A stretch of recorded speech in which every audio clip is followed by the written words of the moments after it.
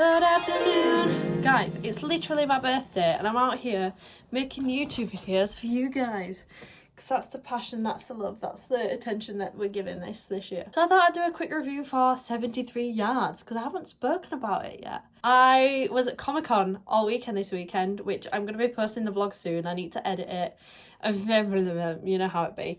But I went to the screening for this episode and it was really fun to sit and watch it with so many of you guys, so many other Whovians, and obviously to watch the panel afterwards, which was really insightful, really interesting, to learn more about the behind the scenes of the episode.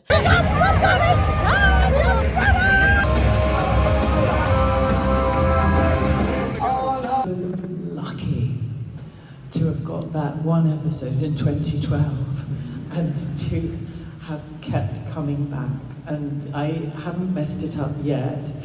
I hope I didn't last time, so maybe there'll be more, I don't know.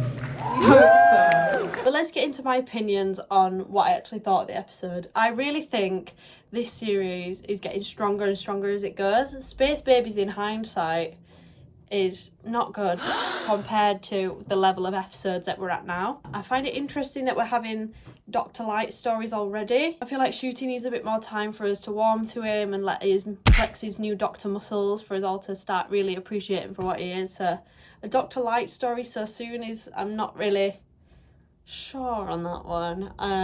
Yikes! Ruby really shone in this episode once again. I didn't like her at first, but she's starting to grow on me a bit more now the more I see of her. I really like the concept of this episode. I love these sort of like closed time loop sort of story ideas, things that could have happened but never did. I think that's a really fascinating concept to introduce and explore. I also really liked, I think the fear of this episode, this was like really fear inducing for me personally. I don't know if any of you guys get this fear, but like the fear that you're going to wake up and suddenly the people that you love the most and the dearest suddenly hate you. Like that scene with Ruby's mum sent chills down my spine for that very reason, because that's like my worst nightmare. So that was really fun to sort of like get that fear level and play on that. I loved the scene where Ruby was measuring the 73 yards to get to the Prime Minister to stop him from setting off the nuclear warheads. That was iconic. Loved it. I really liked how they played that out. I think it was a really clever scene. It was really well shot. I like the fact that everything was shot in the 73 yards. Like nothing was just like a trick of the camera. Like every location was 73 yards away. Just enough to obscure someone's face from the human eye. I thought that was fascinating. I thought the episode had a really good build, and then I hate to say it, I didn't like the ending, but I think that's quite a common opinion from what I've seen. Like it really built really well. It was a really interesting concept, and then the resolution was a bit disappointing. We didn't really learn anything. We did not find out any answers. Obviously the nuclear war was stopped, and then Ruby became Ruby. She was the woman that all along, and then she made it so that it never happened.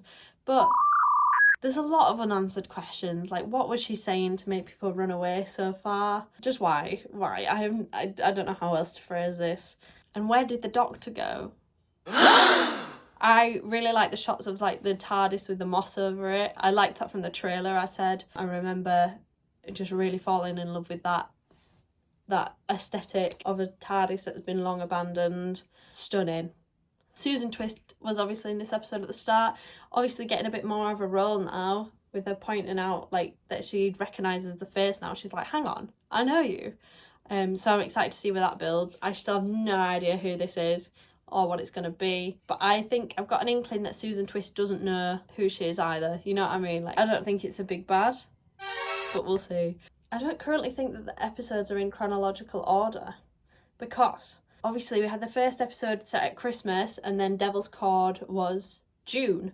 So there's a 6-month time jump there. But then when we get to Boom, she says, I've never been to a foreign planet before. Like, what have you been doing for that 6 months? So, and there's like a few other things that really tell me that it's in a different order to what we're seeing it in. Either that or there's just some major continuity issues there. I really liked the way that they dressed Ruby to make her look older.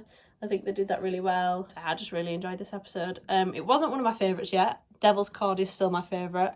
But we've got 4 more to go. We've got Dot and Bubble, Rogue, and then the final 2-parter.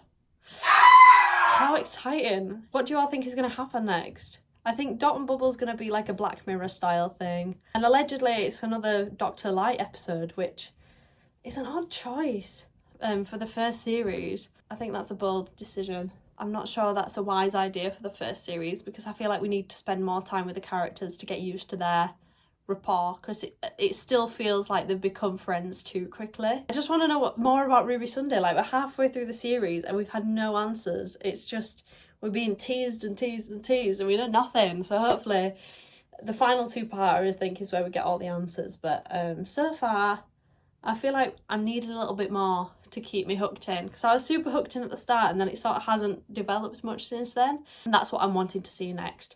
What do you guys think? Do you have any theories of like anything, any answers for anything that I still have questions for?